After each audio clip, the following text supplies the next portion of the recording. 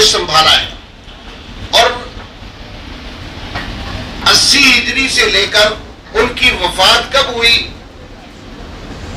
ان کی وفات ہوئی ہے 150 ہجری میں. 80 ہجری میں پیدا ہوئے ہیں, 150 ہجری میں ان کی وفات ہوئی ہے. اس دوران کوئی حنفی نہیں تھا. شاہ ولی اللہ محدث دہلوی رحمۃ اللہ علیہ نے لکھا ہے کہ چاروں مذاہب جو لوگوں نے بنائے ہوئے ہیں یہ پارٹیاں ہیں, اور یہ 200 سال بعد میں کہا 400 سال بعد مارز وجود میں آئے. اچھا, آپ حنفی مذہب کو فالو کرتے ہیں, یہ تو 100 سال کے بعد ابو حنیفہ رحمۃ اللہ علیہ ہوئے ہیں. تو اس کا جو 100 سال کا گیپ ہے صحابہ کا مذہب ہے, حضرت ابو بکر ہے, حضرت عمر ہے, حضرت علی ہے, حضرت عثمان ہے, 1,48,000 صحابہ ہے. تو پھر ان کا کیا مذہب تھا؟ وہ کون سے مذہب کو مانتے تھے؟ حنفی تھے, شافعی تھے. اور یہ ستم ظریفی ہے امت کی کہ پڑھے لکھے لوگ بھی وہ کہتے ہیں ہم حنفی ہیں, پڑھے لکھے لوگ کہتے ہیں ہم حنبلی ہیں. ہماری کئی سعودیوں سے بات ہوتی ہے, وہ کہتے ہیں ہم حنبلی ہیں, دوسرے کہتے ہیں ہم مالکی ہیں. افریقہ سے آتے ہیں, مدینہ میں کئی دفعہ میری مسجد نبوی میں بات ہوئی ہے, وہ کہتے ہیں ہم مالکی ہیں. بکا کے بہت سارے لوگ ہیں, وہ کہتے ہیں ہم شافعی ہیں. ہندوستان میں حیدرآباد دکن میں بہت زیادہ پائے جاتے ہیں شافعی ہیں. آپ یہ مجھے بتائیں کہ شافعی کے نام پر ہے. امام شافعی کا نام کیا ہے؟ پتہ کسی کو؟ کوئی بتائے. امام شافعی رحمۃ اللہ علیہ کا نام ہے محمد ابن ادریس, اور زیادہ عرصہ مصر میں رہے. اور امام مالک مدینہ میں ہوئے ہیں, انس بن مالک رضی اللہ تعالیٰ عنہ کے بیٹے ہیں, موطا امام مالک کے مؤلف ہیں. اور اسی طرح امام ابو حنیفہ رحمۃ اللہ علیہ افغانی ہیں. افغانستان سے ان کا باپ ثابت ہجرت کر کے کوفہ میں آیا. کب؟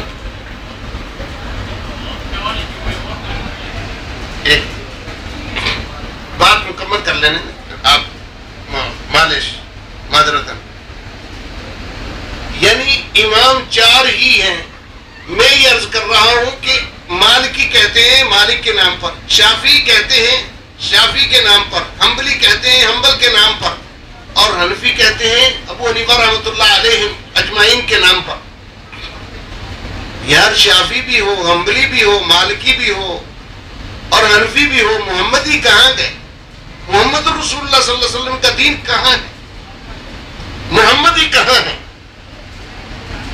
یہ بڑی ستم ظریفی. عیسائی اپنے آپ کو عیسائی کہتے ہیں عیسیٰ علیہ السلام کے نام پر, اور ہم محمدی ہو کر محمد صلی اللہ علیہ وسلم کا کلمہ پڑھ کر ہم کہتے ہیں کہ ہم حنفی ہیں. یہ کس نے کہا؟ پھر اس نقطے کی بات, اس نقطے کو سمجھیے کہ کیا امام ابو حنیفہ رحمۃ اللہ علیہ کے نام پر مذہب بنانے کا اللہ نے کہا؟ ہمارے گاؤں میں ایک مولوی صاحب ہے, وہ کہتا ہاں اللہ نے کہا. میں نے کہا کوئی دلیل؟ کہتا ہے اس کتے وہابی کو اس نے ادھر لایا کون ہے؟ یہ تو کوئی جواب نہیں.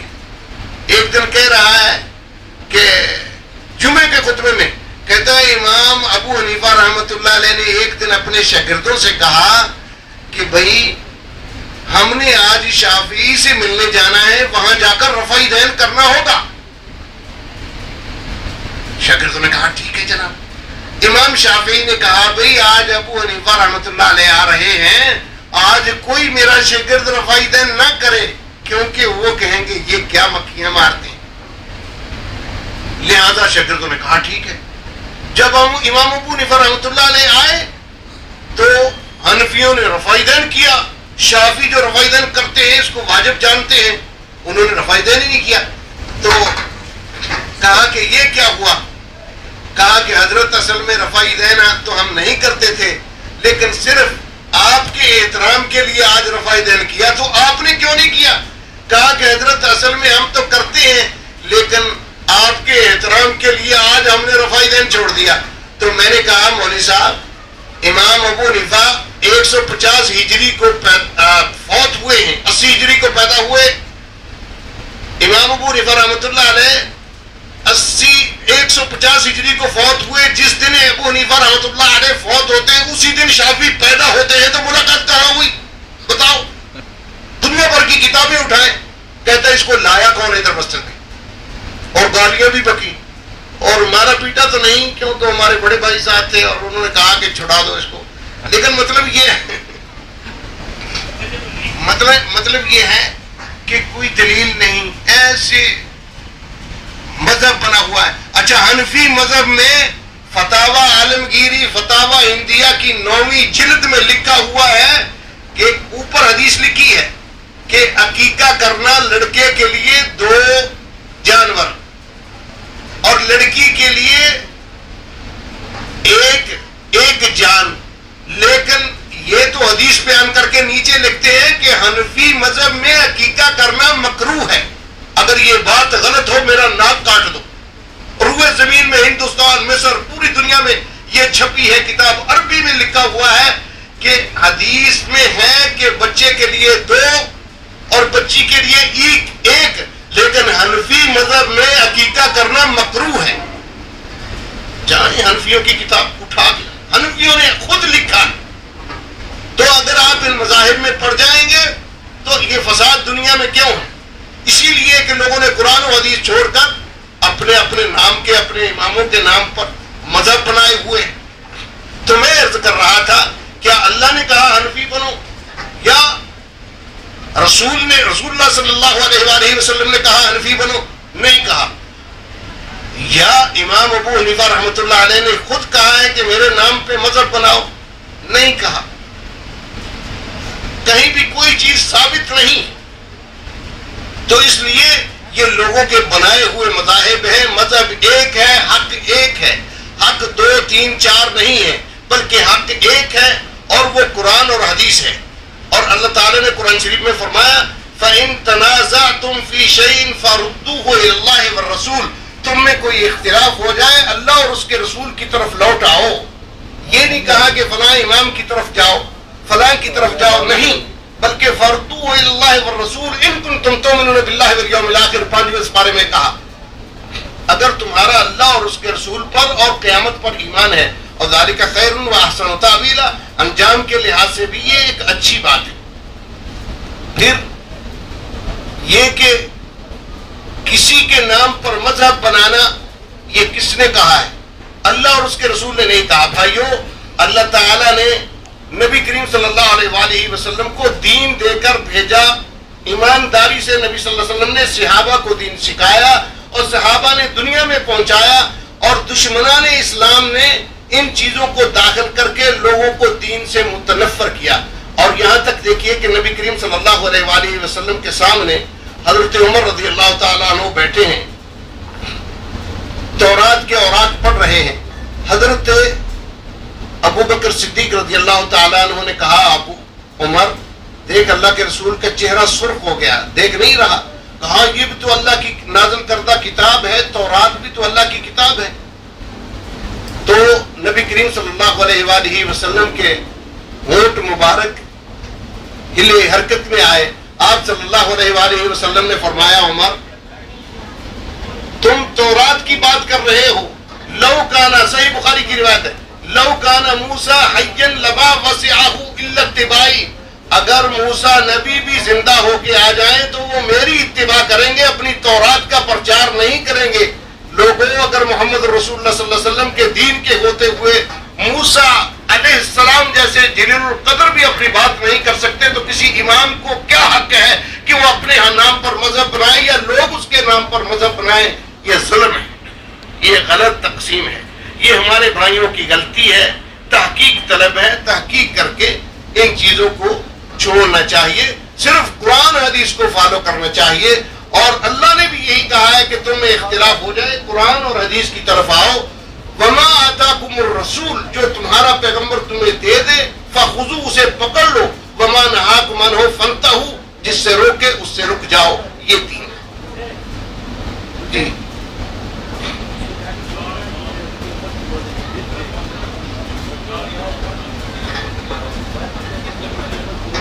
ہاں دیکھیے، بعض لوگ کہتے ہیں ڈاکٹر صاحب حافظہ اللہ و متعنا اللہ بطول حیات فرما رہے ہیں کہ 4 ہی امام کیوں ہیں، یہ کس نے بنائے؟ نہ اللہ نے بنائے ہیں، نہ رسول اللہ صلی اللہ علیہ وآلہ وسلم نے بنائے ہیں، نہ اماموں نے خود کہا ہے کہ ہماری تقلید کرو، بلکہ یہ لوگوں نے، اس زمانے کے بادشاہ جو تھے، بادشاہوں نے اپنے اپنے نام پر اپنے اپنے مفتی رکھے تھے، اپنی مرضی کے مطابق ان سے فتویٰ لے لیا۔ مثال کے طور پر امام احمد بن حنبل کے زمانے میں جو حاکم تھا، اس نے کہا قرآن مخلوق ہے۔ 300 سے زیادہ علماء نے فتویٰ دے دیا کہ ہاں ٹھیک ہے، امیر المومنین نے کہا ہے تو یہ قرآن مخلوق ہے۔ امام احمد بن حنبل رحمۃ اللہ علیہ نے کہا کہ امام احمد بن حنبل یہ بات کہتا ہے کہ قرآن مخلوق نہیں ہے بلکہ قرآن اللہ کا کلام ہے۔ اس پر ان کو اتنا مارا گیا کہ اگر ہاتھی کو مارا جاتا تو وہ زندہ نہ رہتا۔ اور امام بخاری کے استاد ہیں یحییٰ ابن معین، بہت بڑے محدث ہیں، انہوں نے بھی فتویٰ دے دیا۔ جب امام احمد بن حنبل مار سے لاغر ہو گئے تو یحییٰ ابن معین رحمۃ اللہ علیہ ان کے پاس آئے، کہنے لگے ابو عبداللہ میں نے خوف کی وجہ سے فتویٰ دیا، میرا دل جو ہے وہ آپ کے ساتھ ہے۔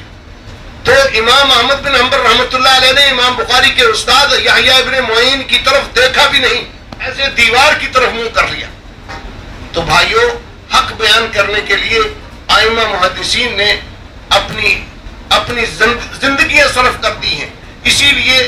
اسی طرح امام ابو حنیفہ رحمۃ اللہ علیہ سے وقت کے حاکم نے کہا کہ مفتی بنو، قاضی بنو۔ انہوں نے کہا کہ میں قاضی بننے کے لائق نہیں۔ انہوں نے کہا کہ تو جھوٹ بولتا ہے۔ انہوں نے کہا جب میں جھوٹ بولتا ہوں تو پھر جھوٹے کو کیوں قاضی بناتے ہو؟ یہاں تک کہ ان کو جیل میں ڈال دیا گیا۔ بعض نے لکھا ہے کہ 40 سال تک امام صاحب جیل میں رہے ہیں اور جیل میں ان کو آخر میں زہر دے کر شہید کیا گیا۔ یعنی ان کو پتہ ہے کہ حاکم لوگ اپنی مرضی سے فتوے دیں گے۔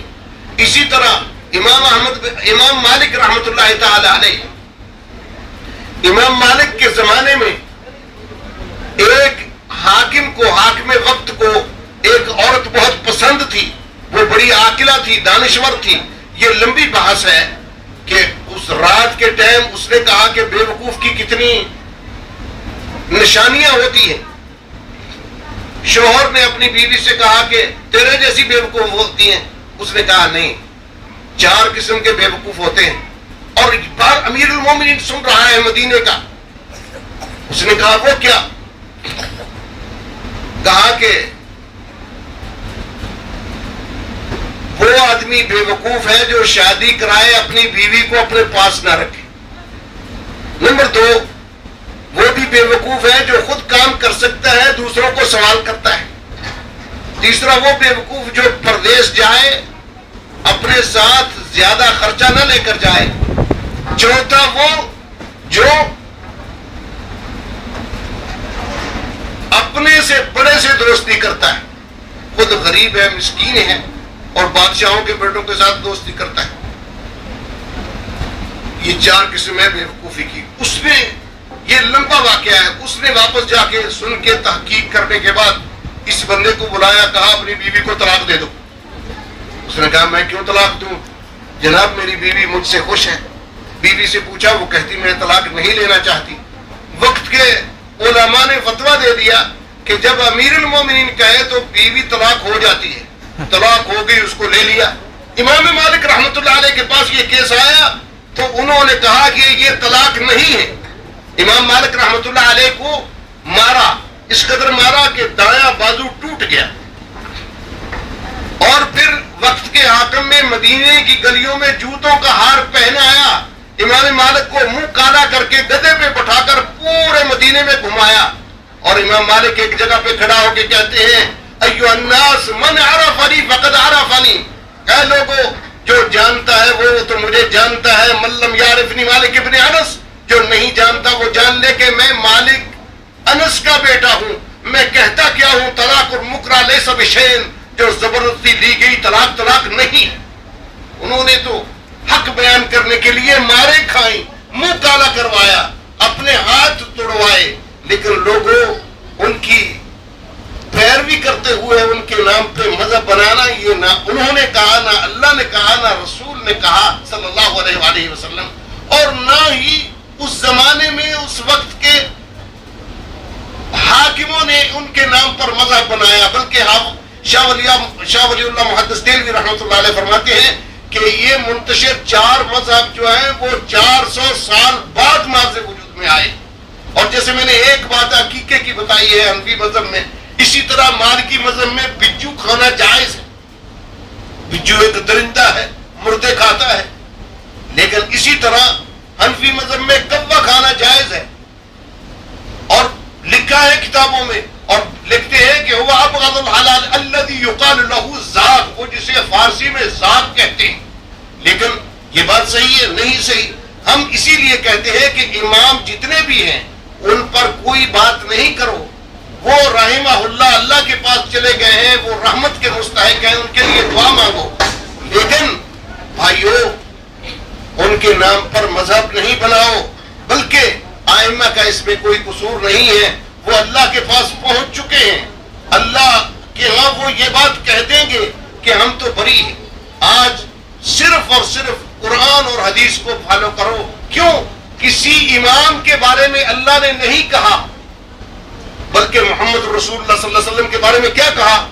لقد من اللہ علی المؤمنین. اللہ رب العالمین فرماتے ہیں کہ مومنوں پر اللہ نے احسان کیا محمد رسول اللہ صلی اللہ علیہ وسلم کو بھیج کر.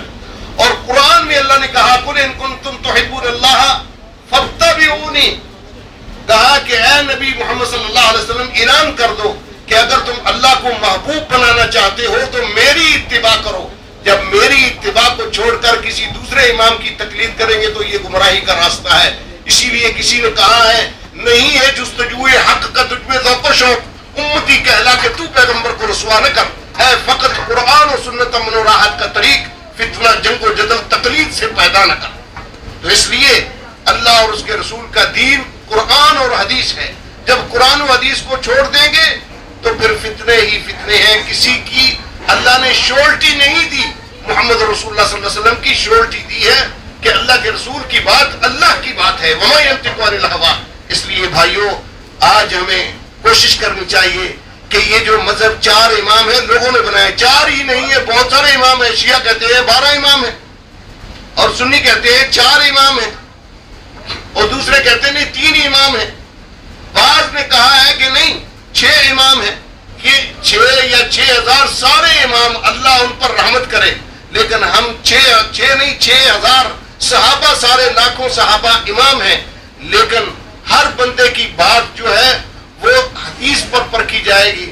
اگر حدیث کے مطابق ہے تو اس کو لے لو، اگر حدیث کے خلاف ہے تو اس کی بات کو چھوڑ دو. یہ نہیں کہو یہ گمراہ ہے، فتویٰ مت لگاؤ.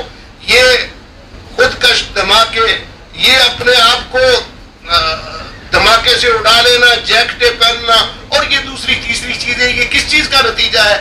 یہ فرق کی ہے. ساری زندگی نشئی لوگ زیادہ کرتے ہیں، نشہ کرتے کرتے مولویوں کے ہاتھوں آ گئے. انہوں نے کہا جلدی جنت میں جانا ہے، سارے گناہ معاف، یہ لو دھماکہ کرو، طول جنت میں جاؤ، شہادت کی زندگی. نہیں بھائی، یہ خودکشی ہے. اور یہ دھماکے کرنا اور یہ اس طرح کے حرکات کرنا، یہ ساری مذاہب نے مولویوں نے بنائی ہوئی ہیں. اللہ اور اس کے رسول کا دین جو ہے سیدھا سادہ ہے. اللہ اور اس کے رسول سے کوئی چیز ثابت ہے اس پر عمل کرو. کوئی امام نہیں ہے، امام جتنے ہیں وہ محترم ہیں. امام اعظم محمد رسول اللہ صلی اللہ علیہ وسلم، بس ان کی بات جو ہے اسی کو اپناؤ، اسی پر عمل کرو. اور اللہ نے کہا یا ایھا الذین آمنوا لا تقدموا بین یدی اللہ ورسولہ، اللہ اور اس کے رسول سے آگے نہ بڑھو. واتقوا اللہ، اللہ سے ڈرو. ان اللہ سمیع علیم، اللہ بے شک اللہ تعالیٰ سننے والے جاننے والے.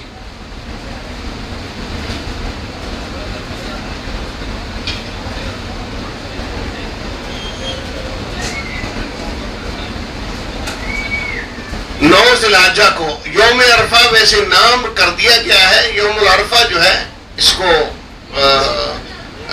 یوم العرفہ کا معنی یہ عرفہ اس دن ہوتا ہے 9 ذی الحج کو. تو سعودی عرب میں تو یہ 9 کو عرفہ ہوتا ہے، یہاں روزہ نہیں رکھنا. لیکن ہندوستان میں، پاکستان میں یا دوسری جگہوں پر آپ لوگ روزہ رکھیں، یا مکہ سے باہر جو لوگ رہتے ہیں ہاں اپنے چاند کے حساب سے رکھیں گے. جب 9 وہاں ہوگی تو وہاں رکھیں گے. نہیں یہ تو ہو یہ تو ہلال کا مسئلہ ہے نا. یہاں عید ہوگی تو وہاں روزہ ہوتا ہے. آپ اسی یوم العرفہ نہیں، 9 ذی الحج، عرفہ تو صرف عرفات میں ہوتا ہے، اور جو آدمی حج نہیں کرتا مکہ مکرمہ میں رہتا ہے وہ بھی روزہ رکھتے ہیں۔ یوم العرفہ کو حاجی کے لیے روزہ نہیں، باقی سب رکھیں۔ بالکل بالکل نہیں۔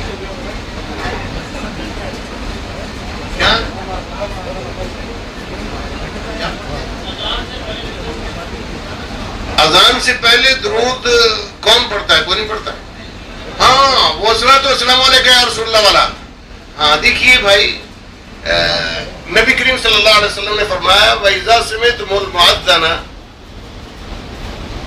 جب تم مؤذن کی اذان کو سنو، فَإِذَا كَبَّرَ فَكَبِّرُوا، جب وہ کہے اللہ اکبر تم بھی اللہ اکبر کہو۔ جب وہ اذان کہہ چکے تو بولو اللہم صلی علی محمد، یعنی ثم صلوا علیہ، نبی صلی اللہ علیہ وسلم فرماتے ہیں پھر مجھ پر درود بھیجو۔ تو ایک تو اس کے عکس ہو گیا کہ یہ پہلے پڑھتے ہیں، یہ عکس ہو گیا، یعنی اللہ کے رسول نے اذان کے بعد کہا، یہ پہلے شروع ہو جاتے ہیں، نمبر 1، اس لیے یہ صحیح نہیں ہے۔ نمبر 2، الصلاۃ والسلام علیکہ، اس کا معنی ہے کہ رسول اللہ صلی اللہ علیہ وسلم، اے اللہ کے رسول، حاضر سمجھنا اور ناظر سمجھنا۔ حاضر کا معنی ہوتا ہے موجود، ناظر کا معنی ہوتا ہے دیکھ رہے ہیں۔ نبی کے ناظر ینظر کا معنی ہوتا ہے دیکھ رہے ہیں، یعنی نبی صلی اللہ علیہ وسلم حاضر بھی ہیں، موجود بھی ہیں، اور مجھے دیکھ بھی رہے ہیں، اور میں کہوں صلاۃ والسلام علیکہ یا رسول اللہ، یہ تو گستاخی ہے، بے ادبی ہے۔ ایک استاد کے سامنے آپ کہیں گے سر، وہ کہیں گے کیا بکواس کر رہا ہے، میں تیرے پاس بیٹھا ہوں۔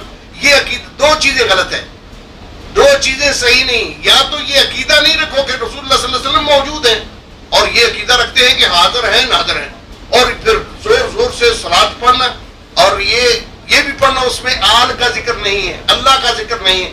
اللہم صلی علی محمد وعلی آل محمد، اس میں اے اللہ تو رحمت بھیج محمد صلی اللہ علیہ وسلم پر، ان کی آل پر۔ الصلاۃ والسلام علیکہ، اے نبی تجھ پر ہے سلامتی، اس میں نہ آل کا ذکر ہے نہ اللہ کا ذکر ہے۔ اس کا معنی میں پڑھا ہوا، معنی کے لحاظ سے بھی سوچتے نہیں، غور نہیں کرتے لوگ۔ حنفی مذہب والے بھی اس کو نہیں صحیح سمجھتے، بریلوی مذاہب والے جو ہیں اس کو صحیح نہیں سمجھتے، جو اہل علم ہیں، بس وہ چلتا ہے۔ اور شیعہ جو ہے وہ حی علی الفلاح کے بعد کہتے ہیں کہ علی ولی اللہ خلیفۃ بلا فصل، حی علی الفلاح کے بعد انہوں نے درمیان میں اضافہ کر دیا، انہوں نے اذان سے پہلے اضافہ کر دیا، وہ تو کافر ہوئے، اور یہ کیا ہوئے؟ نہیں،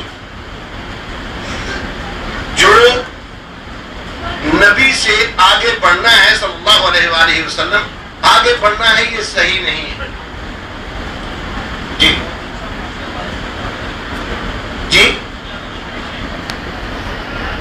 شیعہ مذہب اصل میں یہ جو لوگ ہیں، شیعہ روافض جو ہیں، یہ اصل میں ان میں بہت سارے فرق ہیں۔